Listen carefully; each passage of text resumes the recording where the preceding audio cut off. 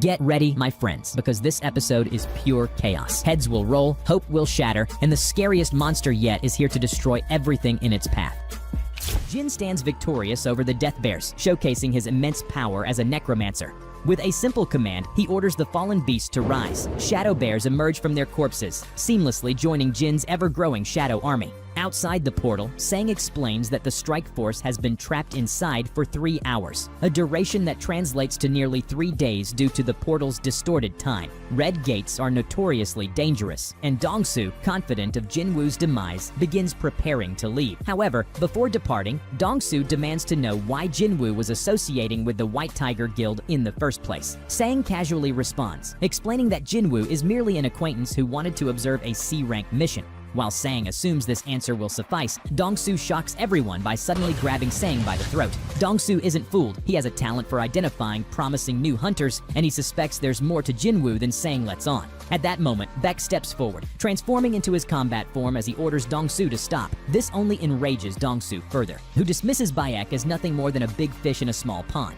The tension escalates as the two S-rank hunters release waves of power, sending terror rippling through those nearby. Sang grows increasingly alarmed, fearing an all-out battle could devastate the area. Nevertheless, the clash seems inevitable. Meanwhile, inside the portal, Kim Cheol breathes a sigh of relief after narrowly escaping a group of elves. But his relief turns to horror when he stumbles upon the mangled corpses of the Death Bears. The sight leaves him trembling, and he begins to wonder how the E-rank party he abandoned could be responsible for such devastation. Convinced the Ice Elves must be the true culprits, Kim Cheol retreats into the forest.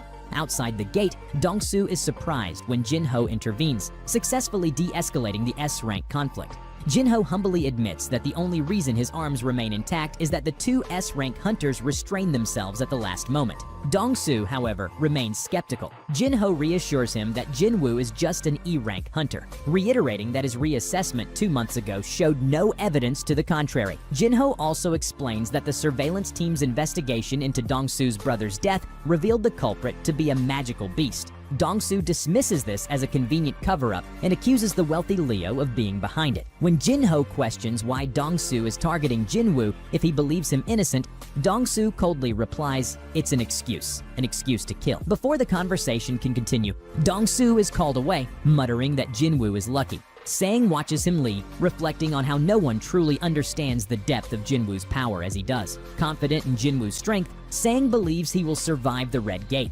Inside the gate, Jin-Woo's group huddles around a fire, trying to stay warm.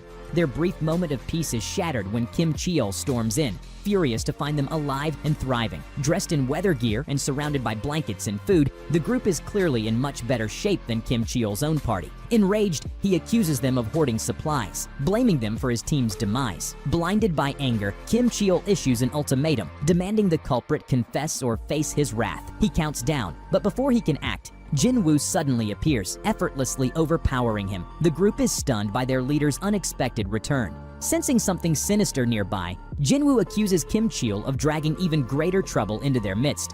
Turning his attention to the surroundings, he calls out to a hidden presence, stating that their aura is far too strong to go unnoticed. In response, Ice Elves reveal themselves, their leader sneering that one of the human scum is unexpectedly strong. To everyone's shock, Jin-Woo retorts fluently in the language of magical beasts. Even Jin-Woo is momentarily surprised by his ability, quickly deducing that his cheat-like system is responsible. The elven leader explains their presence, revealing that one of his men sensed Jin-Woo's immense power and wanted to challenge him. Before the leader can finish his explanation, Jin-Woo swiftly decapitates the challenger. The leader, amused by this display of brutality, taunts Jin-Woo. But the necromancer is uninterested in further games. Without hesitation, Jin-Woo launches a devastating attack. The elven leader skillfully defends himself against Jin-Woo, and it quickly becomes evident that this opponent won't be easily defeated. Amused, the leader remarks that Jin-Woo isn't human and questions why he's pretending to be. Though confused by the comment, Jin-Woo notes the leader's laughter, which hints at knowledge Jin-Woo doesn't yet possess. The leader reveals a strange truth.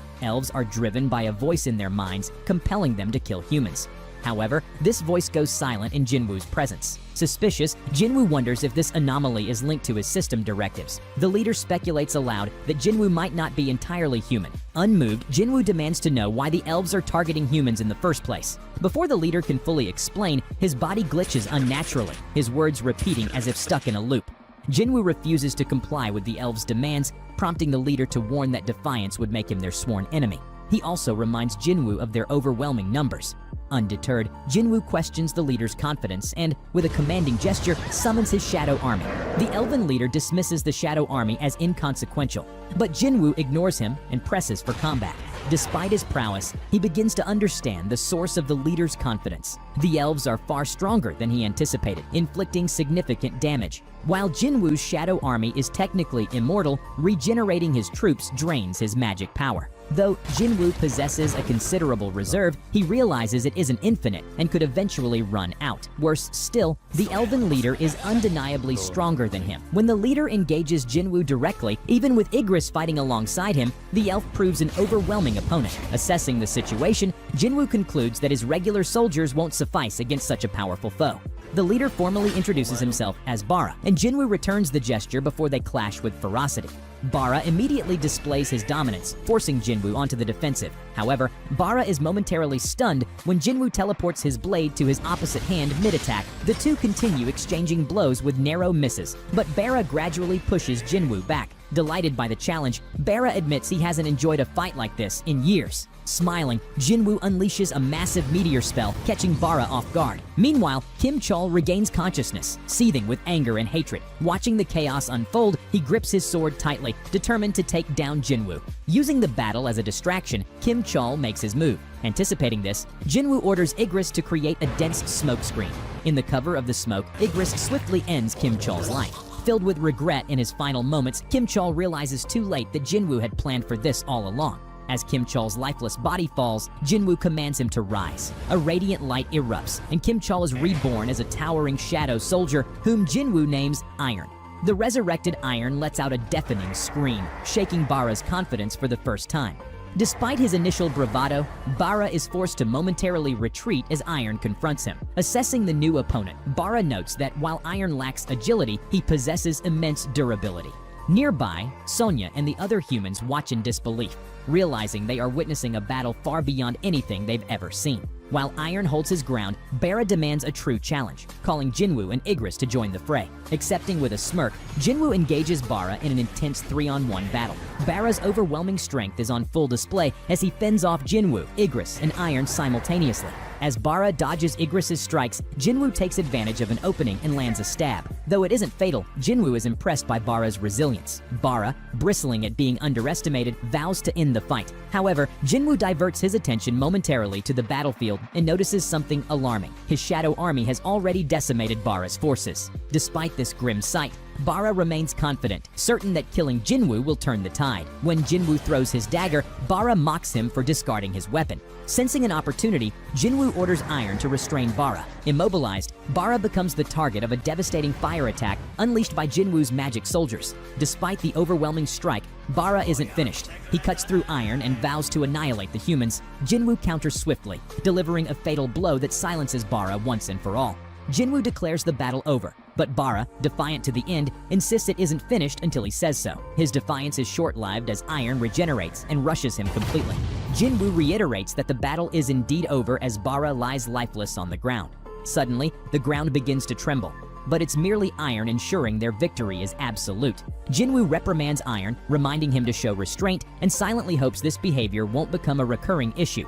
Outside the portal, Baek tells everyone it's time to return home, noting that a week has passed inside and survival chances are slim. However, Baek refuses to leave, unwilling to abandon his missing guild members. Both men are stunned when the portal begins to open. Baek confidently assumes it's Kim Chol, believing his guild member managed to succeed. But shock overtakes them as the figure emerging isn't Kim Chol. It's Jin-Woo, alive and unscathed. Jin-Woo stands as the undeniable victor as the gate closes behind him. Baek is left wondering about Kim Chul's fate and is horrified to learn that only the low-ranked hunters survived. Deeply curious about what transpired, Baek approaches Jin-Woo for answers. However, Jin-Woo, visibly exhausted, tells Baek to direct his questions to someone in his guild. Baek, taken aback, interprets this as defiance and is stunned by Jin-Woo's audacity. Tensions rise as Baek grows more serious, emphasizing that 6 of his guild members are missing, making it his duty to find out what happened. Jin-Woo, unfazed, calmly points out that he was the one who saved the 2 surviving members, meaning Baek should be showing gratitude instead. Realizing Jin-Woo is right, Baek cools down and apologizes for his earlier demeanor. With the situation diffused, Jin-Woo departs, taking Sia home. Afterward, Baek turns to Park, asking about Jin-Woo and why he seems so angry. Park explains that Jin-Woo's mood only changed after defeating the boss. Sia suggests it's likely due to exhaustion, noting that Jin-Woo is usually a kind person. Intrigued, Baek instructs Sia to do whatever it takes to recruit Jin-Woo into their guild. Later, Jin-Woo drops off Sia at her home. She thanks him for everything and says she looks forward to seeing him again. As he leaves, Jin-Woo reflects on the ordeal. Surprisingly, less than a day has passed since they were trapped in the gate. He feels disappointed. Looking back, Jin-Woo remembers attempting to raise Bara as an immortal soldier. Despite 3 attempts, he failed to extract him.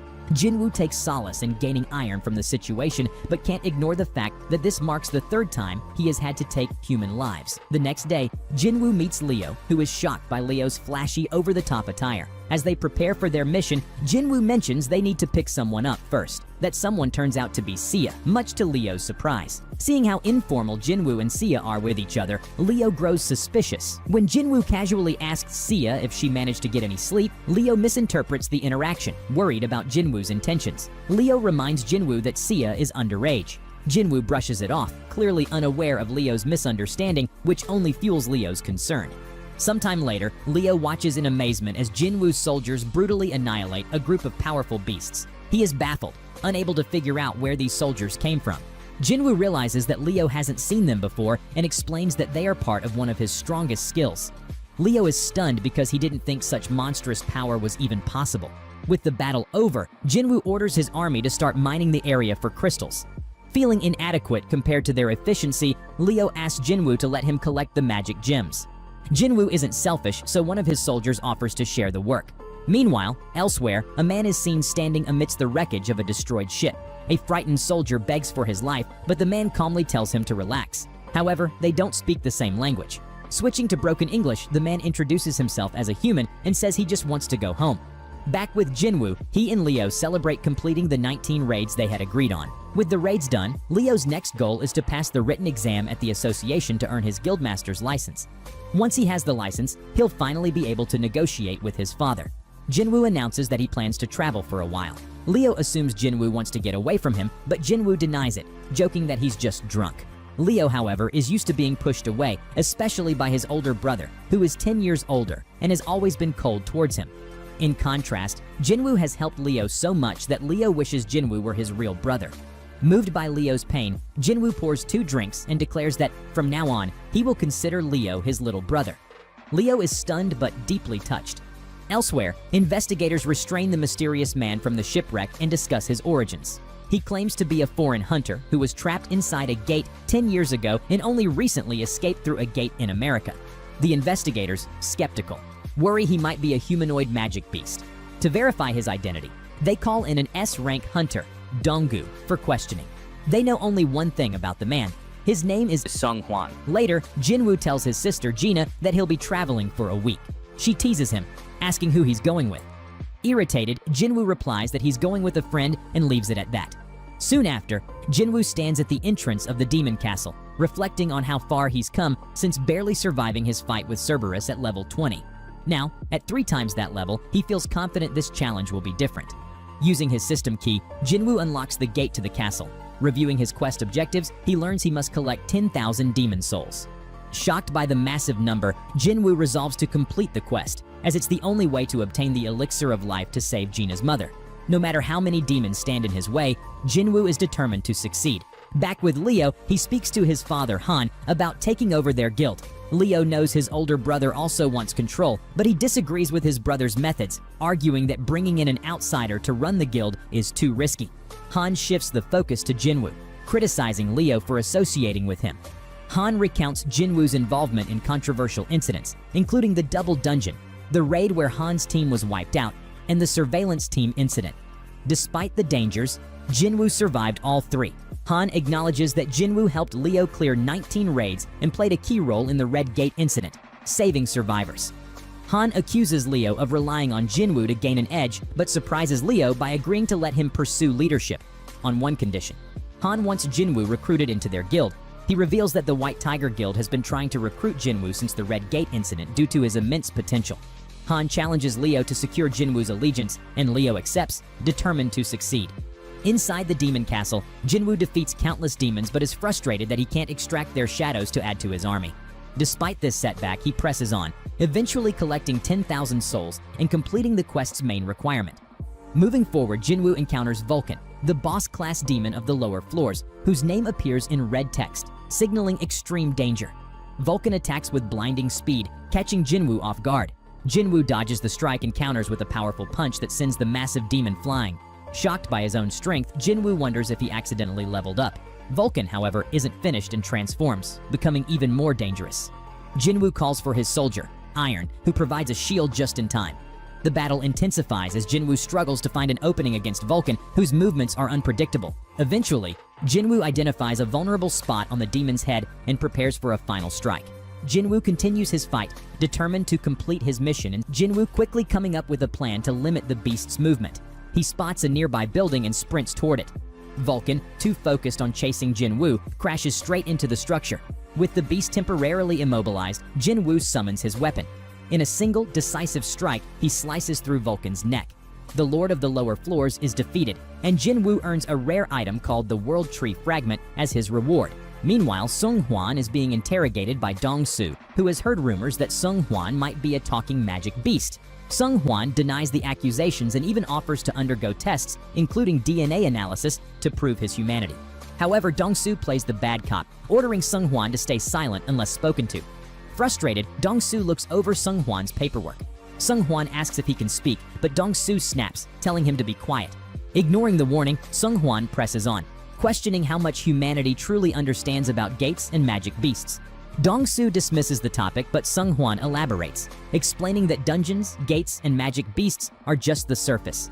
He warns that a catastrophic power has already awakened. Sung Hwan insists his only goal is to stop the impending disaster. But Dong-Soo, irritated, mocks him. He points out that millions of hunters exist worldwide, claiming they can handle any threat if they work together. Sung Hwan disagrees, revealing that numbers won't matter against what's coming. He warns that hunters will be devoured and turned into weapons against humanity. Dong-Soo, increasingly annoyed, ridicules Sung Hwan's backstory, questioning how a magic beast could have a wife and 2 children. Mockingly, he asks Sung Hwan the name of his son. Sung Hwan replies, Jin-Woo. Amused, Dong-Soo smirks and informs Sung Hwan that his son is dead. He refuses to answer any more of Sung Hwan's questions, adding that Hwan can ask his son about it in the afterlife. Hearing this, Sung Hwan's expression darkens, his eyes filled with murderous intent.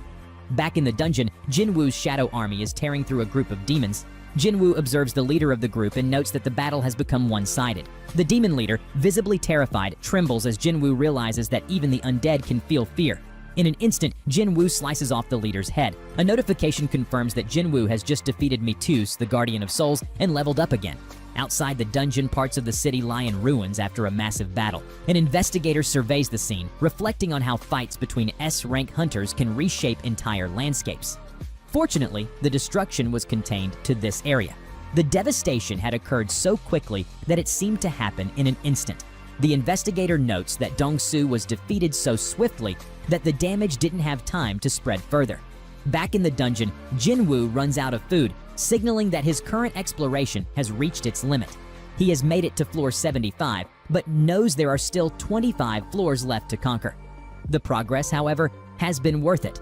From a skeleton he defeated, Jin-Woo obtained a powerful necklace. From the beast on floor 50, he earned an earring. Individually, these items are strong, but together they provide a set bonus, adding 5 points to all stats. Spotting an empty slot in the set, Jin-Woo concludes there's one more B-rank beast he must defeat. Additionally, Jin-Woo acquires the Sphere of Avarice. While it doesn't directly benefit him, it doubles the firepower of his magic soldiers, making it a valuable asset. His final reward is a chance to open the cursed random loot box, which he feared he might never use. Inside, he finds a second key, but it comes without instructions, leaving him unsure of how or when to use it. For now, Jin-Woo focuses on his main goal, gathering the ingredients for the elixir of life to save his dying mother. He already has the World Tree Fragment from Vulcan and the Spring Water from Echo Forest after defeating Mitus. With 2 ingredients secured, only one remains. Jin-Woo vows that when he returns to the dungeon, he will complete his mission and save his mother. After leaving the Instance dungeon, Jin-Woo reflects on his progress. He realizes that the only thing he needs now is the purified Demon King's blood. Knowing how important this item is, Jin-Woo decides he must be fully prepared before attempting to obtain it. While checking his stats, he notices a significant level increase from his recent adventures. However, despite his growth, he is still classified as an E-rank hunter. This low rank prevents him from joining high-level raid missions. Jin-Woo decides it's time to stop hiding his true strength and get his rank reassessed. The next day, he heads to the assessment center. Coincidentally, Kel, his ever-loyal sidekick, is also there, scouting for potential recruits. Kel casually observes the hunters, guessing their ranks, when he spots Jin-Woo among them. Recognizing him instantly, Kel quickly calls Beck to inform him about Jin-Woo's reassessment. Hearing this, Beck drops everything and rushes to the center. While waiting for his turn, Jin-Woo overhears a nervous conversation between two hunters. One of them, visibly anxious, explains that he needs to pass the test and rank above E to support his wife and daughter, who have threatened to leave him. The other hunter reassures him, pointing out recruiters ready to hire anyone ranked above E. Listening to this, Jin-Woo reflects on the harsh realities faced by E-rank hunters. Moments later, Jin-Woo is called in for his test. Inside, the examiner assumes Jin-Woo is familiar with the process and instructs him to place his hand on the black crystal. Jin-Woo complies, but an error message appears on the machine. The examiner asks him to try again, but the same error occurs repeatedly. Her superior arrives and decides to test Jin-Woo himself, but the result is the same. The superior explains that the machine isn't malfunctioning. It simply cannot measure Jin-Woo's magical power.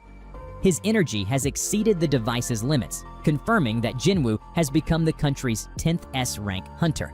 Outside the evaluation center, Mr. Choi, a renowned fire mage, approaches Kel to discuss the progress of the winged ants investigation.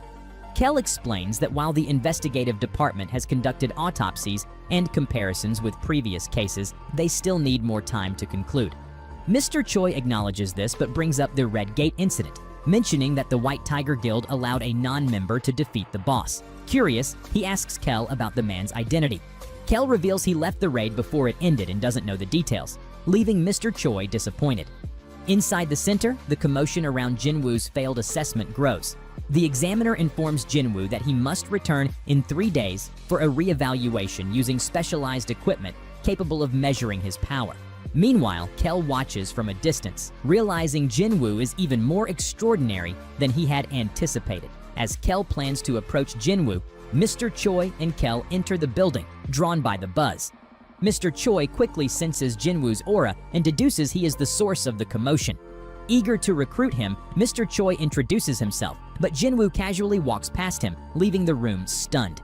Beck arrives moments later, exhausted from rushing over. Seeing the scene, Mr. Choi pieces together that Jin-Woo is the hunter who cleared the Red Gate, solidifying his belief in Jin-Woo's extraordinary abilities. That evening, Jin-Woo sits beside his mother, watching her sleep peacefully. Before leaving, he whispers for her to wait for him a little longer. Outside, Kel greets Jin-Woo with an unexpected confession. Kel admits Jin-Woo has changed his perspective, explaining that his job in the surveillance division is to monitor and discipline hunters who break the law. He admits that Jin-Woo has shattered his confidence in judging people. When Jin-Woo asks if he's under surveillance, Kel reassures him that S-rank hunters are beyond the division's control. Moments later, Gun-hee, the chairman of the Hunter Association, arrives. Congratulating Jin-Woo on becoming an S-rank hunter, Gun-hee explains that the failed reassessment was merely a formality. The moment the machine couldn't measure his power, his new rank was confirmed. Gun-hee invites Jin-Woo to join the association, offering him a prestigious position. He explains that the government holds little power and the balance of the country lies with the 5 major guilds. If Jin-Woo joins one of these guilds, it could disrupt the fragile equilibrium. Instead, Gun-hee proposes that Jin-Woo join the association to transform it into a 6th major power. Intrigued, Jin-Woo considers the offer but ultimately declines, explaining that he longs for battle and feels most alive in dungeons. Gun-hee, impressed but disappointed, respects his decision. Jin-Woo thanks him and leaves, determined to grow stronger and save his mother. Meanwhile, across the globe in America, Dong-Soo awakens in a hospital, still recovering from his recent encounter with a powerful magical beast. When the deputy director visits, Dong-Soo confirms that Sung Hwan, who defeated him, is indeed a magical beast. Fueled by humiliation and anger, Dong-Soo resolves to prepare for a rematch. knowing he'll need a powerful artifact to stand a chance. Back in Korea, Jin-Woo searches through online auction sites for artifacts but finds them outrageously expensive. Determined, he knows he must be fully prepared before attempting to conquer the demon castle. He examines his Sphere of Avarice, an item that can double magical damage. He compares it to market items that only boost magic power by 20 to 30% and realizes how rare and valuable the sphere is. However, he knows selling it would raise too many questions, especially since he is only an E-rank hunter. Jin-Woo considers that having records of completing a high-level raid, like a rank A raid, might make selling it easier. But as an E-rank hunter, joining such raids is out of the question. While searching for opportunities, Jin-Woo comes across a job listing from the Hunters Guild. They are recruiting miners for a large-scale expedition with no rank requirements. Meanwhile, guild officials review Jin-Woo's file. Ji-Yu Hwan notices how much Jin-Woo has changed in just 4 months and suspects he might be a false ranker. However, his colleague Choi In-ho assures him otherwise. In-ho explains that Jin-Woo sustained injuries while clearing low-rank dungeons and became a hunter to support his sick mother and pay his sister's tuition. Ju-hwan is impressed by Jin-Woo's dedication to his family. He learns that Jin-Woo recently joined a Hunters Guild raid mission, but as a miner, not part of the assault team. Ji-Yu Hwan is puzzled by Jin-Woo's motives. At the gate site, Jin-Woo is accepted as a miner. He learns that large-scale gates require multiple teams, an assault team to fight monsters, a mining team to extract mana stones, and a recovery team to collect monster corpses. With so many roles, the rewards for these raids are immense. Inside the dungeon, the guildmaster, Mr. Choi, leads the assault team. He battles monsters solo, using his powerful fire magic to burn them while the tanks shield the team from his flames. The assault team pushes through the dungeon with ease, leaving behind only the boss to keep the gate open. Jin-Woo watches them exit, impressed by Mr. Choi's strength. Shortly after, the miners begin working inside the gate to extract mana stones. Jin-Woo overhears whispers about his E-rank but ignores them, knowing such comments are common. As he works, his impressive strength catches everyone's attention, making them question if he is really an E-rank hunter. When the leader calls for a lunch break, the team leaves the dungeon, but Jin-Woo stays behind, determined to finish his work. Once the others are gone, Jin-Woo sees his chance to sneak a look at the boss. As he sprints toward the boss room, excitement builds. He wonders if the boss is stronger than anything he has ever faced. Though he knows fighting it would harm the Hunters Guild, he cannot suppress his curiosity. Summoning his dagger, he approaches the entrance. But just as he is about to step inside, a sharp voice stops him. Cha Hae-in demands, her piercing voice cutting through the silence. "What the hell are you doing here?" And she's faced before. Meanwhile, outside the gate, Cha is frantically searching for Jin-Woo, wondering if he might have bailed on the mission. When the mining boss notices her distress, she asks about Jin-Woo. Jin-Woo and the rest of the group finally reach the throne room, where they are greeted by Cardigan and a terrifying horde of orcs. Outside the gate, we see Cha wondering why Jin-Woo entered as a porter when he only has one life to live. She recalls seeing him just yesterday standing in front of a boss room with a weapon in hand, making him seem suspicious. She informs the miner leader that she's heading inside to investigate and asks if they have any real weapons. The leader awkwardly hands her a pickaxe, admitting that they don't have anything remotely resembling a weapon. Left with no other choice, Cha reluctantly takes the pickaxe and ventures inside. Meanwhile, inside the gate, the hunters are paralyzed with fear. The number of high-level orcs is absolutely insane. If they escape, they could wipe out entire cities. But things get worse. The 4 generals of the orc army step forward, each looking more terrifying than the last. Then their boss orders the orcs to be silent. Just like that, the entire horde stops moving. The atmosphere becomes suffocating. One of the hunters, shaking in his boots, deduces that their mission must be to close the gate, and for that, they need to defeat the dungeon boss. Then the big moment arrives. The boss removes his mask, revealing an overwhelming magical aura. The hunters feel so insignificant that they might as well be ants standing before a dragon. Then, in the most disrespectful way possible, he calls them mere entertainment. His soldiers will have fun killing them one by one. The hunters' courage shatters. They came in here expecting a tough fight, not to be treated like disposable playthings. As the boss is scanning the room, his eyes land on Jin-Woo. Something about him seems off. Unlike the other hunters, he's not frozen in terror. But before the boss can dwell on it, one brave hunter, Ki-yoon, charges straight at him, screaming for the others to follow. Spoiler, no one follows. They're too scared to move. Ki-yoon, undeterred, attacks on his own. but the boss casually blocks it with a magical shield. Then, things go from bad to worse. The boss unleashes his gravitational magic, slamming Ki-yoon onto the floor, then against the ceiling, then back to the floor like he's a ragdoll.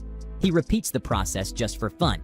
Ki-yoon's teammates watch in horror, realizing that their strongest fighter is getting casually toyed with. Before the boss can finish Ki-yoon off, Jin-Woo intervenes. He catches Ki-yoon mid-air and gently places him down. He knows this is supposed to be the Hunters Guild's mission, but he can't just sit back and watch them get annihilated. An orc lunges at him. Bad idea. Jin-Woo casually halts it with his ruler's hand and obliterates it. Then he turns to Ki-yoon and, in the calmest voice ever, asks if he can handle all the magical beasts in the area.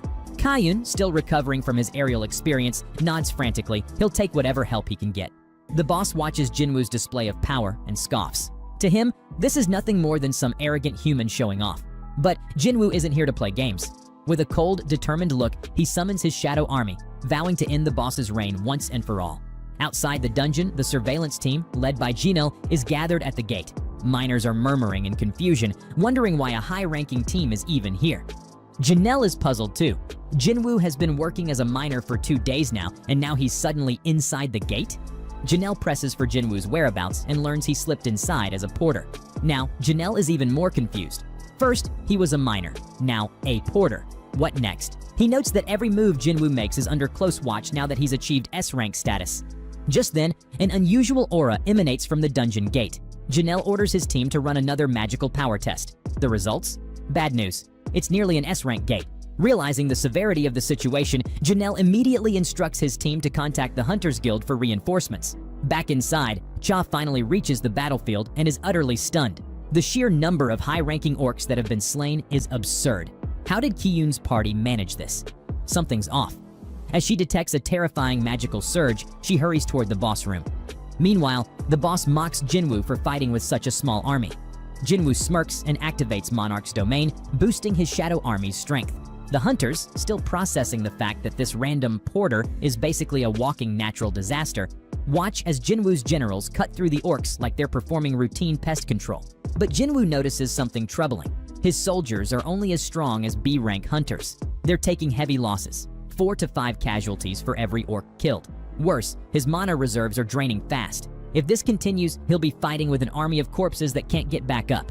Sensing weakness, the boss launches a massive fire spell straight at Jin-Woo's army, taunting him not to get too cocky. Jin-Woo just grins. His soldiers can resurrect indefinitely. But the boss isn't impressed. He escalates his attacks, throwing relentless gravity magic at Jin-Woo, trying to exhaust his mana completely. However, despite repeatedly wiping out Jin-Woo's army, the shadows keep returning. The boss, now mildly annoyed, wonders how long this ridiculous cycle can continue. Outside, the Hunters Guild is mobilizing. Mr. Choi is losing his mind. He orders all A-rank and above hunters to be deployed, even suggests calling the White Tiger Guild. Back inside, Jin-Woo finally decides it's time to wrap things up. He drinks a mana potion, then raises all the fallen orcs as his own undead soldiers. The boss is visibly shaken. He questions if Jin-Woo is some kind of dark lord. Jin-Woo grins and says he's just getting started. The boss, now desperate, unleashes his most powerful magic, transforming into a giant. Jin-Woo, unimpressed, dodges effortlessly and remarks that he's never been a fan of giants. In a bold move, he lunges forward and stabs the boss in the eye. The boss, now enraged, fires off more fire spells, but Jin-Woo dodges every single one. Realizing brute force won't cut it, Jin-Woo uses Ruler's hand to snatch up a set of chains, hurling him around like a sack of potatoes. Just then, Janelle arrives, witnessing the absolute chaos. He turns to Cha and casually asks if they even need reinforcements at this point. Cha, watching Jin-Woo manhandle an S-rank boss, wonders just how powerful he really is. Jin-Woo then turns to the boss, declaring that his fate was sealed the moment his generals fell. The boss refuses to accept defeat, but Jin-Woo summons the spirits of his fallen enemies to finish the job. In his final moments, the boss watches his own generals end his life. After his victory, Jin-Woo extracts the boss's soul, shocking everyone. He names the boss's shadow Fang and discovers it holds an elite knight classification, something he's never seen before. Just as he's processing this, Janelle steps forward and declares that everything that happened today is classified. They escort Jin-Woo out, but before leaving, Ki-yoon and his team thank him sincerely. As Jin-Woo walks away, Cha tries to catch up but stops, flustered. Instead, she awkwardly holds onto her pickaxe, much to the confusion of her teammates. Meanwhile, Mr. Choi receives the report and is floored by Jin-Woo's abilities. He jokingly questions if he still holds the title of the Ultimate Hunter. Elsewhere, Jin-Woo meets up with his friend who fills him in on the latest guild developments. As the scene shifts, a famous actor, Lee Min-sung, has just awakened as a hunter, basking in his newfound fame. Little does he know, compared to Jin-Woo, he's just another background character. The scene shifts to Beck and Mr. Choi arriving at the Hunter Association, with the media buzzing about them recruiting Lee Min-sung. Beck, clearly annoyed, asks who the hell that even is. Mr. Choi, with zero interest in the gossip, snaps back that he's not here for that nonsense. He does know about Lee Min-sung, but explains that the guy has already signed with the Fiend Guild. He's got much bigger things to focus on. Disappointed that there's no juicy headline, the reporters scramble off. Beck then remembers that Mr. Choi was troubled by the recent A-rank dungeon that nearly reached S-rank levels. Mr. Choi dismisses it, saying it's nothing compared to what the White Tiger Guild went through at the Red Gate, where real casualties happened. However, he admits that things turned out differently thanks to Jin-Woo. In fact, he's planning to roll out the red carpet for him and bring him into his guild. Beck agrees that Jin-Woo saved them too, and suddenly, the two start bickering over who gets to recruit him first. Just then, the Fiend Guild's master steps in, thinking they're arguing over Lee Min-sung. They immediately shut that idea down, making it clear they couldn't care less about that guy. Right on cue, Jin-Woo arrives at the association, completely confused by all the commotion. Meanwhile, at Gina's school, the girls are glued to the news about Lee Min-sung joining the Hunter Association. They gossip about his tainted reputation, with rumors flying that he hooks up with every actress he works with. Back at the association, Min-sung steps in front of the media, full of fake determination. He declares that he's officially becoming a hunter and joining the Fiend Guild under its master. The media immediately asks if this means he's quitting showbiz. Everyone is shocked by his drastic decision, especially since he doesn't even know his official rank yet. But with a smug smirk, Min-sung claims he already knows he's an A-rank hunter. His plan? To fight magic beasts for 2 years, then return to acting with his scandals long forgotten. Sure, buddy. As Jin-Woo tries to sneak into the association, Min-sung's guards block him, saying nobody can enter until the press conference is over. But before things escalate, Gun-hee barges in, announcing that Jin-Woo is already his guest. He reminds them that he specifically asked not to hold a press conference at this hour. Min-sung, irritated by the interruption, starts to object, but Gun-hee couldn't care less and takes Jin-Woo inside. Now the media is buzzing with curiosity. Who is this mysterious Jin-Woo? Min-sung, still desperate for attention, demands to be let in for his appraisal. However, Jin-chul steps in and coldly tells him that reassessments are happening inside, and he'll have to wait. Min-sung, fuming, tries to flex his celebrity status, warning Jin-chul that he could lose his job over this. But Jin-chul, completely unimpressed, tells him to stay outside, or else. Inside, Gun-hee leads Jin-Woo to the reassessment room, where Mr. Choi and Beck are already waiting to evaluate him. The assessors ask what abilities he uses. Jin-Woo casually summons a single soldier, though Gun-hee knows that's barely scratching the surface. Then, Jin-Woo decides it's time to put on a real show. He summons his entire army, casually stating he can call over 100 more soldiers at will. Gun-hee is visibly shaken, and both Mr. Choi and Beck can practically feel the insane power radiating from him. The sheer intensity makes them wonder if Jin-Woo is actually stronger than them. With that, the reassessment is complete. Jin-Woo officially receives his S-rank hunter license. He thinks to himself that with this new status, no one will question him when he sells the Sphere of Avarice, which he plans to use to get better gear. With his goal set, he decides his next target is the Demon Castle. Gun-hee, still stunned, can't wait to see what he accomplishes next.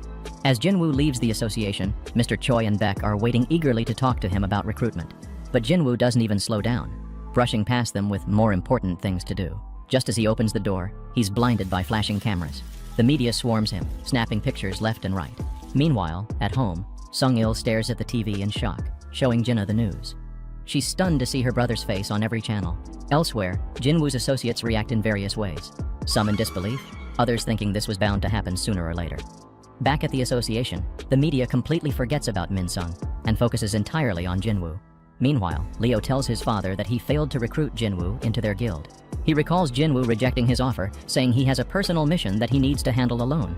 Jin-Woo explained that joining a guild right now would only slow him down. Instead, he asked Leo to come with him instead. Back in the present, Leo begs his father to let him go with Jin-Woo. His father, furious, scolds him for being selfish.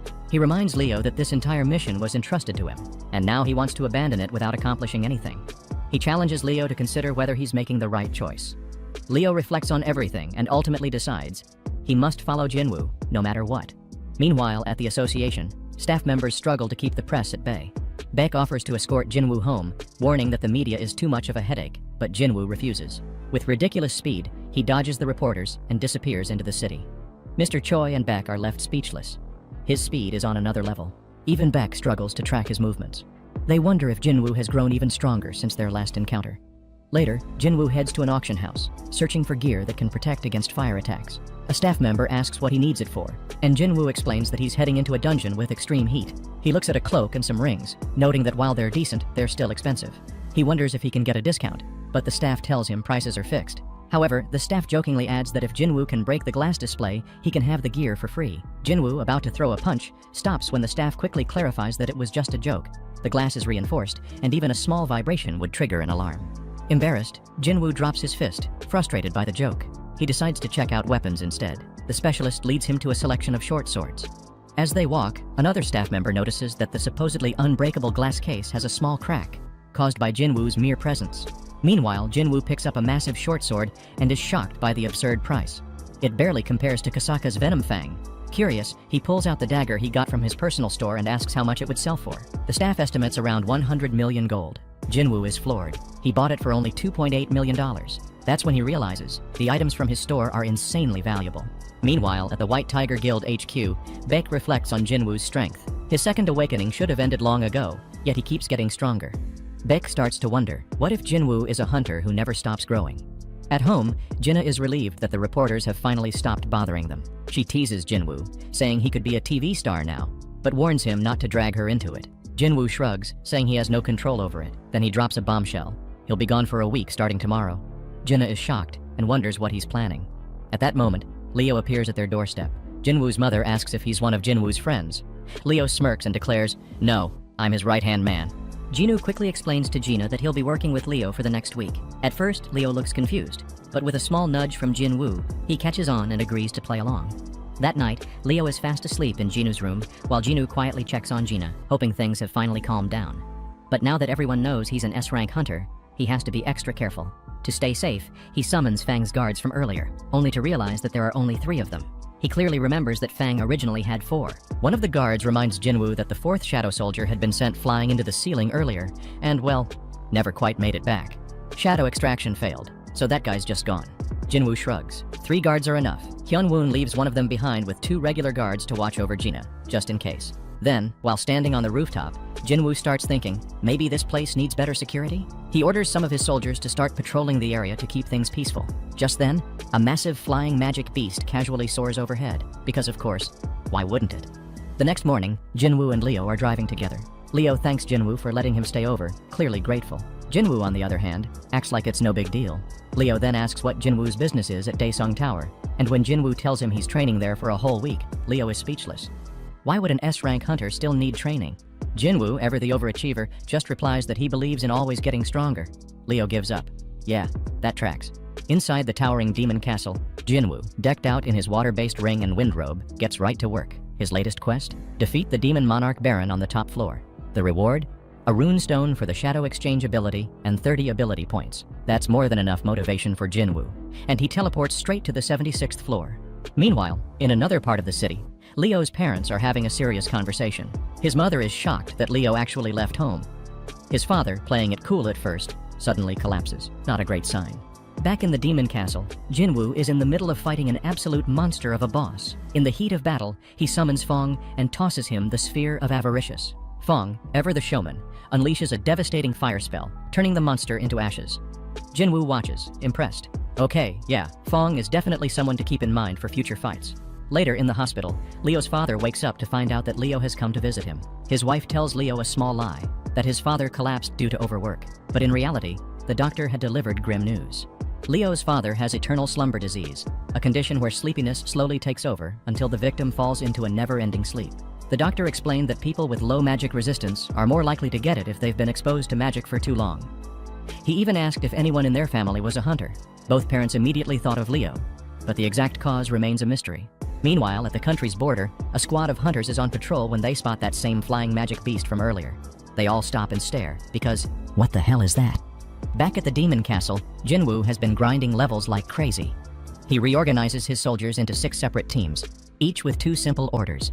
Eliminate any enemies in sight, and alert him if they find the entry permit. He knows this means he'll miss out on some loot, but efficiency comes first. The plan works fine until he reaches the 80th floor, where progress suddenly slows down. Something is off. Then he notices a steep drop in his MP. Someone is actively wiping out his soldiers. Specifically, Team A is getting decimated. Jin-Woo is baffled. Who in this dungeon is strong enough to destroy a high-level team of orcs? He recalls his soldiers and heads over to investigate himself. What he finds is worse than expected. Team B has also taken heavy losses. The enemy must be insanely powerful, but something feels weird. Jin-Woo realizes that Fang's team was way closer to Team A, yet the enemy specifically went after the more distant Team B instead. That means they're avoiding Fang, because they know he's too strong to handle. This isn't just some mindless monster. This thing thinks. Realizing the next likely target, Jin-Woo rushes over just in time to see a group of demon knights absolutely obliterate his Ice Bear squad.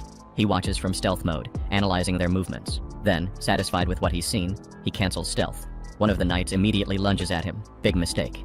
Jin-Woo slices through it in a blink. Two more charge in, but he takes them down just as effortlessly. Now, only their leader remains. She hesitates. Jin-Woo smirks. Magic beasts can feel fear after all. Just as he's about to finish her off, something unexpected happens. She surrenders. This catches Jin-Woo off guard. He pulls off her helmet, revealing a young woman underneath. She begs for mercy. He raises an eyebrow. This is Rich. The one who started this whole fight is now pleading for her life. She argues that it's a knight's duty to protect their lord. As long as she's alive, her people will survive. Jin-Woo isn't convinced. That sounds more selfish than noble. He turns to leave, but the moment his back is turned, she lunges at him again. Before her attack can land, Fang appears in a blur, blocking her strike. She begs once again, swearing she'll do anything if he lets her live. Jin-Woo pauses. Then he gives her a task. Retrieve the entry permit. She reveals that her family has it. If he spares her, she'll get it back. Even better, she knows where all the permits on the upper floors are hidden. If he promises not to harm her family, she'll be his guide. Jin-Woo glares at her, debating whether to trust her. After all, the only reason he couldn't find the permits before was because her family deliberately hid them. He considers just ending her here and now. But sensing his hesitation, she insists she's telling the truth. Finally, he agrees. She introduces herself as Isel, the eldest daughter of the Ratiaru family. The scene shifts to a desolate island. A monstrous flying ant has arrived, leaving destruction in its wake, slaughtering everything in sight. Back in the demon castle, Jin-Woo wants answers. He presses Isel about her origins, hoping to learn more about the system. He asks if, like Baruka, she hears voices telling her to kill humans. Isel shakes her head. No, she hears something else, a command to protect this place. He asks when she first heard this command. She replies, the moment she arrived. Where was she before? The demon realm. As she speaks, something weird happens. Her voice goes flat, robotic. She reveals that the demons were preparing for war against a terrifying enemy. But just as she's about to say more, she freezes. Then, a sudden error message escapes her lips. Access to this information is blocked. Before Jin-Woo can ask anything else, she collapses. He catches her just in time, realizing that whatever controls this world isn't going to let him dig any deeper. Meanwhile, the Hunter Association is in a frenzy. They review horrifying images of the Flying Ants massacre on Japan's outlying islands. 108 hunters fought in the battle. Among them, 4 E-rank hunters, 1 C-rank, and 1 B-rank were killed. The only reason the beast was taken down was because an A-rank hunter showed up just in time. The officials realize the threat is worse than they imagined. The attack site is only 120 kilometers from Jeju Island. If these things get stronger, they could fly straight to the mainland. They immediately call for international assistance. The 4th raid mission for Jeju Island is officially on. Back in the demon castle, Isel regains consciousness. She apologizes for fainting. Jin-Woo, a bit softer now, asks if she's all right. She nods, even teasingly asking if he was worried. He admits that, yeah, he was. Then he asks about her home. She gestures ahead. They approach the house, but as soon as they step inside, her father freezes. Something is wrong. And Jin-Woo, with a smirk, knows it too. Isol steps in just in time, pleading with her father to stand down. Jin-Woo reminds the old man about his promise. No harm, no trouble, just hand over the permit. And seeing how Jin-Woo already mopped the floor with both Vulcan and Matisse, Daddy Dearest finally accepts that this is a battle he can't win. With a reluctant sigh, he hands over the permit, but before Jin-Woo can turn to leave, he drops another bombshell. Can he borrow Isol too? The room goes dead silent. Her father nearly chokes on his own breath, demanding an explanation. Jin-Woo casually explains that Isol previously mentioned knowing the locations of all the permits on every floor. Her father narrows his eyes. And can you guarantee her safety? Jin-Woo, as confident as ever, gives his word. Finally, with a heavy heart, the man agrees, and Isol officially joins Team Jin-Woo. Meanwhile, in a lab somewhere, scientists are busy dissecting a flying ant. They poke, prod, and examine it with the kind of focus usually reserved for a life-changing discovery. Back to Jin-Woo, who is casually climbing through the demon castle like he's strolling through a mall. By the time he reaches the 89th floor, he notices something interesting. Both Igris and Tank have leveled up. One now holds the title of Elite Knight, while the other is a Knight. Jin-Woo smirks, realizing that one of them is now as strong as an S-rank adventurer, while the other is slightly behind but still powerful. Isol has come prepared. She's got a collection of gifts ready to bribe the nobles for permits. But Jin-Woo? He waves it off. Who needs bribes when you're packing fists stronger than any noble's ego? Isol warns him that the higher floors are ruled by top-tier nobles, a completely different breed from the weaklings below. She doubts smooth talking will work. Jin-Woo agrees, bluntly stating that weak people don't get conversations, they get ignored. He then reassures her that her family will rise to the top, promising to make them the strongest in the entire realm. Isol asks why he spared her family in the first place, and Jin-Woo, being Jin-Woo, just smirks. Because you got all flustered. Yep, that's the reason. Jin-Woo then suggests that she head home. Still, she insists on witnessing his climb to the top. And well, Jin-Woo respects stubbornness. He lets her stay, and together they ascend to the 90th floor. Once they step in, it becomes crystal clear. Isol was right. The monsters here are bigger, faster, and deadlier. There are more of them too. But does that stop Jin-Woo? Not in the slightest. He cuts through them like a hot knife through butter, barely breaking a sweat. The climb continues until he reaches the 97th floor. Meanwhile, back at the Hunter Guild, Mr. Choi and Cha-Ha receive an urgent call. It's time for the 4th raid on Jeju Island. All the S-rank hunters in the country have been mobilized. Cha-Ha's first thought? Will Jin-Woo be involved? Mr. Choi explains that this time Japan is also joining in since the flying ants have been wreaking havoc there too. The raid date isn't set yet, but it'll happen soon. Japan's top guild is already on its way to discuss strategy. Back at the Demon Castle, Jin-Woo steps onto the 100th floor and immediately spots something alarming. A wyvern soaring above, and riding it, none other than the Demon Lord Baron. The air shifts. Even Jin-Woo pauses, questioning if he can actually take this guy down. Isol? She's frozen solid, pure fear in her eyes. Jin-Woo quickly assesses the situation. Fighting an enemy in the air? Bad idea. First step, bring him down. Baron, sensing trouble, makes the first move, summoning demons to attack Jin-Woo. Isol panics, but Jin-Woo, he just grins. He summons his own army, now enhanced with his monarch's domain. His soldiers tear through the enemy demons with ease, leaving Isol completely speechless. But then, Baron raises a hand, and suddenly, a massive lightning storm crashes down. The attack wipes out a good chunk of Jin-Woo's army, and worse, it's draining his mana like crazy. Isol nearly gets fried, but Jin-Woo shields her at the last second. He quickly realizes this isn't just normal lightning. It stuns, disrupts, and keeps hitting over and over again. If he doesn't act fast, he'll be out of mana in no time. Time for a new strategy. He activates dash and stealth, going for the wyvern. But Baron? He's got insane detection skills. He blocks Jin-Woo's attack effortlessly and hurls him straight to the ground. As Jin-Woo tries to recover, Baron follows up with a homing lightning blast, but Fang leaps in at the last second, taking the hit for him. Just then, Igris sees an opening and slices off the wyvern's head, sending Baron crashing to the ground. Jin-Woo? He's relieved. Looking up was getting annoying. Meanwhile, at the Hunter Association, Goto Ryuji, Japan's strongest hunter, arrives. His presence alone is enough to make others uneasy. The Drawsword Guild is no joke. 11 S-rank hunters, the second largest guild in all of Asia. He lays out Japan's plan. Their hunters will act as bait, drawing the flying ants out, while the Korean hunters will focus on taking down the queen. It's a risky strategy, but after thorough analysis, it's deemed the best possible plan. Back in the Demon Castle, Jin-Woo and his army continue their battle against Baron. The Demon Lord is no pushover. He effortlessly blocks attacks from Igris, Iron, and even Jin-Woo himself. In a brutal twist, Baron grabs Jin-Woo by the head, ready to end him. But Igris isn't having it. He intercepts just in time, allowing Jin-Woo to sever one of Baron's hands while his shadow soldiers pin the demon down. Baron, refusing to go down without a fight, unleashes another devastating lightning attack, wiping out most of Jin-Woo's remaining forces. Jin-Woo's mana is running dangerously low, and Baron is still standing strong. In a final desperate move, Baron summons his swords and engages in a high-speed duel with Jin-Woo. The battle tilts in Baron's favor, and at one point, he even disarms Jin-Woo completely. As Baron prepares to end the fight with another lightning breath, Isol does something unexpected. She throws her blade, distracting him for a split second. And that's all Jin-Woo needs. He channels the power of his ruler's hand and, with sheer force, rips off both of Baron's arms. Baron tries one last time to unleash his signature lightning breath, but Jin-Woo shuts it down with a clean uppercut, sending the demon's head flying. With that, the Demon Lord is finally defeated. Jin-Woo claims Baron's soul, completing his quest. He then turns to Isol and informs her to tell her father that the Radearu family is now in the top. Jin-Woo has finally secured the purified blood of the Demon Monarch, the last piece he needed to craft the legendary elixir of life. As he carefully checks the success rate, he realizes that the potion's quality and quantity depend on the intelligence of the creator. One tiny mistake could ruin everything. No pressure, but after a brief hesitation, he gets to work. When the process is complete, he ends up with 6 bottles of the elixir. Great, right? Not so fast. Each bottle has to be consumed entirely to work. As he wonders if this miracle potion could finally cure his mother, his thoughts are interrupted by Iron, who proudly presents him with the corpse of a dragon like a kid showing off a shiny new toy. Jin-Woo, impressed, praises him and extracts the dragon's shadow. Since he has no idea what its original name was, he shrugs and names it Kale. Essel excitedly suggests that riding Kale will get them back to her homeland in no time. She even proposes throwing a party once they return. But Jin-Woo, he's already over it. No time for celebrations. He has business to attend to. Instead, he digs through his loot like a kid searching for a missing game controller and finds a rune stone he received earlier. Without hesitation, he crushes it and unlocks a new skill, Shadow Exchange. This allows him to swap places with one of his shadow soldiers, but there's a catch, a 3-hour cooldown per use. Still, Jin-Woo is thrilled.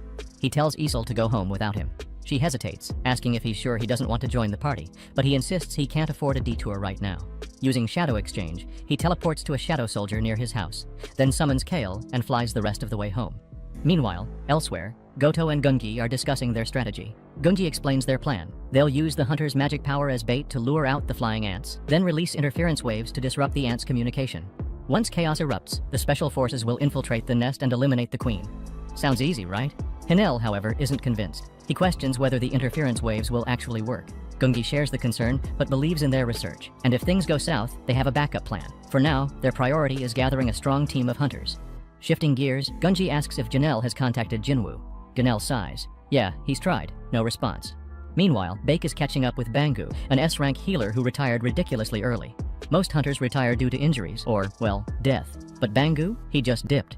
The man even cracks a terrible joke, earning him nothing but an awkward chuckle from Baek. The conversation shifts, and Bangu asks if Baek is really planning to return to the island. Baek confirms it. Bangu, remembering what happened to Yuk, warns him, but Baek insists that if the ants aren't stopped, they'll turn the entire country into their nest. Bangu is surprised by Baek's patriotic speech, but Baek is determined. Bangu, however, wants nothing to do with that island ever again. He even jokes that if Baek came to recruit him, he should just leave. But Baek isn't here to convince him. He's here to say goodbye, because there's a real chance he won't make it back. Bangu understands and reveals his own plans. He's taking the civil services exam to retire from battle officially. The only subject he's good at is history, thanks to binge-watching historical dramas, but he's committed to living a normal life. Baek respects his decision, commenting that hunters aren't exactly normal people. Some even enjoy fighting magical beasts. Maybe that's the secret to awakening. Back home, Jin-Woo sits by his mother's bedside. He notices a burn mark on her neck, a painful reminder of an accident from his childhood when he spilled boiling water on her. She barely reacted back then, but the guilt has haunted him ever since. With trembling hands, he retrieves the elixir of life. The system has never failed him before, so he takes a deep breath and trusts it. Carefully, he lifts his mother and pours the elixir down her throat. He watches anxiously. Slowly, her weak body starts to regain strength. The burn mark fades. Jin-Woo holds his breath, hoping she will wake up soon. This is the moment he has fought for. Meanwhile, his sister Jinna, struggling to focus on her studies, leaves her room for a walk. Later that night, under the moon's soft glow, Jin-Woo is startled when his mother stirs. With a warm smile, she asks if he is really her son. He confirms it, his voice thick with emotion. She curiously asks how long she's been asleep. Jin-Woo hesitates before answering. 4 years. Concerned, she asks about Gina. Jin-Woo reassures her that she's fine. She thanks him for keeping his promise and notices his scars. Overwhelmed, Jin-Woo finally breaks down, insisting that he's okay. The next day, the hospital is in chaos. A doctor rushes to inform the head physician that a patient with eternal sleep disease has miraculously awakened. Even more shocking, her body is perfectly healthy. Her family has already requested her discharge. Jinna, now in the hospital room, sobs as she embraces her mother, apologizing for everything. Watching this, Jin-Woo feels an overwhelming sense of fulfillment. Finally, his efforts have paid off. Elsewhere, Gungi hosts a press conference, addressing the devastation caused by the Vime ants. This time, they're launching the 4th raid on Jew Island, with 10 S-rank hunters from Japan and their own elite team. It's an all-out battle. Meanwhile, hunters ranked A and below will handle maritime surveillance and homeland defense. Failure is not an option. Flashback time. Back before the 3rd raid, Baek, Yuk, and Bangu were gathered. But it wasn't some heroic moment. Baek was drunk, and Yuk and Bangu were terrified. That's when Unso put his foot down. Fear was spreading, and someone had to step up. It had to be them. And Baek, someone needed to keep an eye on him. Fast forward. Jin-Woo and his family are finally home. But instead of peace, his mother is greeted by a disaster zone. Jin-Woo side-eyes Jinna, who just shrugs. Their mother suggests cleaning together. As they tidy up, Jin-Woo feels an odd weight in his heart. This normal moment, this is what he fought for. But has he crossed a line as a hunter? Then, out of nowhere, his mother casually asks if their father has contacted them in the past 4 years. The siblings don't answer. Meanwhile, at the Hunter Association, Gun-hee has barely finished a press conference when things escalate. Thomas Andre, the legendary American hunter, is making moves. Gyu suspects he's here to pressure them or confirm something. Janelle reassures them that they've contacted Jin-Woo, and just like that, Jin-Woo enters the association. The Jew Island raid is in 4 days. Gun-hee asks if Jin-Woo plans to join. Jin-Woo hesitates. Jeju Island is an XP goldmine, but does he really need to keep fighting? Before he can decide, a sudden surge of magic energy shakes the building. It's coming from the training hall. Inside, Beck is sparring but struggling. His opponent knocks him down, advising him to improve his lower body. Jin-Woo watches, surprised. Mr. Choi explains that Beck isn't using his full power. When he does, he transforms into something inhuman. And then, the Japanese hunters arrive. Goto immediately asks about Jin-Woo. Hanekawa identifies him as an S-rank hunter. Goto assumes he's an assassin, but Hanekawa corrects him, he's a mage. With tensions rising, Goto suggests a sparring match between S-rank hunters. The battle is set, but here's the twist. Rather than a one-on-one duel, this match is designed as a battle royale to mirror the chaos expected on the island. With the terms set, Goon nods in agreement and the event is set to proceed. It is soon revealed that from the Korean side, the competitors will be Chaha, Lim, Mat, and Beak, while from Japan, the fighters are Toada, Kumamoto, and Hoshino. After the match start, Jin-Woo quickly noticed that Goto wasn't even fighting, just standing there, analyzing everyone like some evil mastermind. Meanwhile, Dongwook activated beast mode, and things kicked off immediately. Beck squared up against the masked guy, while everyone else dove straight into the chaos. The fight started with a mana Gatling gun, just to set the mood. Taeyu was getting overwhelmed by Speedster, but instead of panicking, he turned his opponent's speed against him. Meanwhile, a mana arrow nearly took Top Knot Guy by surprise, forcing him to order his team to focus on Taeyu first. But this was no time to be distracted. He turned away for just a second and almost got a flying kick straight to the face. The arena was built with Korea's strongest magic stones, but these hunters were tearing through it like cheap cardboard. The Japanese hunters knew Beck was the biggest threat. If he got close, he wouldn't just grab their wrists, he'd snap them in half. Eye Patch Guy was already nervous, but after Beck transformed, yeah, he probably wished he had called in sick that day. Things got serious. Karate Kid got slammed into the floor by Top Knot Guy, 2 was completely pinned down, and Coward Boy? Oh, he was running for his life from Beck. Meanwhile, Cha was suffocating her opponent with relentless attacks. Moving so smoothly, they started calling her the ballerina. After taking down her opponent, she rushed to back up Beck. But Coward Boy made a fatal mistake. He tried to hit her from behind. She turned around and smacked him so hard he nearly flew out of the arena. But now, things were about to get even crazier. Beck activated Berserker mode. That meant one thing, he wouldn't stop until someone was taken out. And Gu? He didn't care at all. Kumamoto was so fast that even Cha was struggling to keep up. He used the smoke to hide his movements and went straight for the kill. But before he could land the final blow, boom! Jin-Woo appeared out of nowhere, blocking the strike effortlessly and calling him out for taking things too far. Kumamoto was pissed, but before he could react, Jin-Woo already had him locked down. Gu watched in complete disbelief. There was no way this kid was just a random B-rank hunter. Jin-Woo turned to Cha and casually suggested they count this as a loss, since Beck was already out too.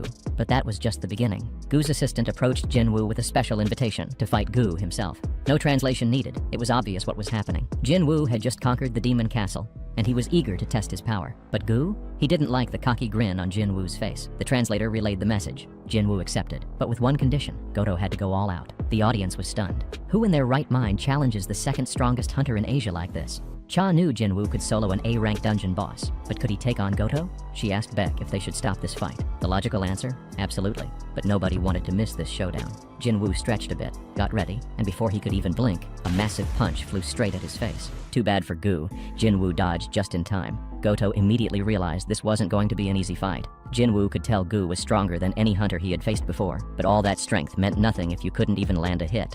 Ryuji cranked up the speed, launching punches at light speed. The audience was already in shock. Jin-Woo was dodging everything like it was nothing. But Cha was the only one who noticed the real kicker. Jin-Woo wasn't even serious yet. He was just toying with Goto, testing his strength. Goto knew he had to go all out. If he didn't, he might actually lose to this kid. So he decided to end it right there. He launched a meteor punch, barely grazing Jin-Woo. And Jin-Woo knew, if things escalated any further, he'd probably trigger one of those kill or be killed quests again. So he did what he does best. He caught Goto's fist mid-air, smirked and said, "You almost lost an eye there. I didn't grab your wrist on purpose. I don't want to end this too soon." Their auras exploded, shaking the entire arena. It felt like the whole place would collapse if they kept going. So, Beck and Cha rushed in to hold Jin-Woo back, while the Japanese hunters restrained Goto. They had a huge raid on Jeju Island coming up. They couldn't afford to die here. Things finally calmed down, and Jin-Woo finished sizing up his opponents. But here's the craziest part. None of these S-rank hunters even noticed Jin-Woo's shadow soldiers lurking right under their feet. Later, during the Jeju Island raid preparations, Jin-Woo met with the president to discuss the upcoming mission. Meanwhile, Goto was on the phone, admitting that Korea's hunters were actually strong enough to keep up with Japan's. But then, out of nowhere, the shocking news dropped. Jin-Woo wasn't joining the raid. No big deal, right? There were 16 S-rank hunters. Victory was basically guaranteed, right? That night, Jin-Woo came home to a warm, home-cooked meal. And this was exactly why he couldn't join the raid. His mom had just woken up after 4 years. There was no way he was leaving her now. Meanwhile, on Jeju Island, the ant army was feasting like a pack of starving wolves. The queen stood over them, watching. They had already eaten everything. It was time to migrate. But then she added something chilling. We need stronger soldiers. And just like that, she revealed her latest creation. The strongest being this world has ever seen. Not to spoil too much, but what this thing does to the hunters. Yeah, it's not even fair. This creature had just hatched, but the monstrous energy it was radiating, completely terrifying. Meanwhile, the news spread like wildfire. The ants had evolved. Now they could fly. A nightmare swarm was on its way, and people everywhere prepared for the worst. The day of the Jeju Island raid finally arrived, and it was all or nothing. The military lined up their ships, ready for war. Park Jong-soo led the lower-rank hunters, standing as Korea's last line of defense. At the same time, the Rank S hunters were saying their goodbyes to their families before boarding helicopters straight into hell itself. That's real patriotism. Even the weaker hunters stepped up, willing to put their lives on the line for their country. The president himself was stunned by the sheer number of volunteers. But the biggest shock? Baek's jaw nearly hit the floor when he saw Min Bong-gu had finally stopped being a coward. Now they had something priceless on their side, a Rank S healer. Meanwhile, Goto's team had already reached the island center. He gave the order. Everyone took their positions. A hunter was even assigned to live stream the entire raid for the world to see. Everyone thought he was walking straight into a death trap, but the guy just shrugged. Don't worry, I've filmed in worse places. The attack squad was set. The president gave the signal. The 4th Jeju Island raid had begun. The Japanese hunters unleashed an insane amount of mana, baiting out the ant soldiers. But the flying ones weren't fooled. They went straight for the helicopters. Four Eyes stepped up. Don't worry, I got this, he said, before opening the hatch and raining down flaming arrows, blowing up the ants mid-air. But some survived the fireworks, so he launched a fireball to finish the job. Choi, on the ground, was hyped beyond belief. Today was finally the day they wiped out these damn ants. Time to land, baby. The Japanese hunters had one job: hold back the ant army for an hour. That gave the Korean team just enough time to take down the queen. Japan's navy launched their interference signal, blocking the queen's commands to her soldiers. The ladies were slicing through the swarm like it was nothing, while that one coward in the back stood frozen, looking like he was about to pass out. Choi sealed off the nest entrance with a giant firewall, cutting off reinforcements. Meanwhile, Baek was trying to figure out which tunnel led to the queen. Four Eyes didn't waste time thinking. He just set all of them on fire. Back at Jin-Woo's place, he was just chilling, knocking out his daily quests. They should be strong enough to handle this without me. Meanwhile, back on Jeju Island, the hunters started second-guessing if the queen was even inside. But then Choi led them to a room packed with eggs. Jackpot. That meant she had to be close. But then they noticed something off. In the middle of the room, one massive egg had already hatched. And suddenly, everyone started sweating bullets. What kind of freak of nature crawled out of that thing? Kenzo had a cut on his shoulder, and the Rank S healer asked if he needed healing. But instead of just patching him up, she decided to mess with him. Kenzo raised an eyebrow. All right, what do you want? Except she never answered. Because when Kenzo turned to look, her head had already been sliced clean off. Bro, what the hell just happened? They were about to meet a monster so powerful that they'd wish they were never born. The moment the healer girl's head started bleeding, and the two guys froze in pure terror, Kenzo barely had time to blink before, bam, his head was already gone. Nerd Boy nearly had a heart attack and swung his sword wildly. But let's be real, if heads ain't flying, is it even solo leveling?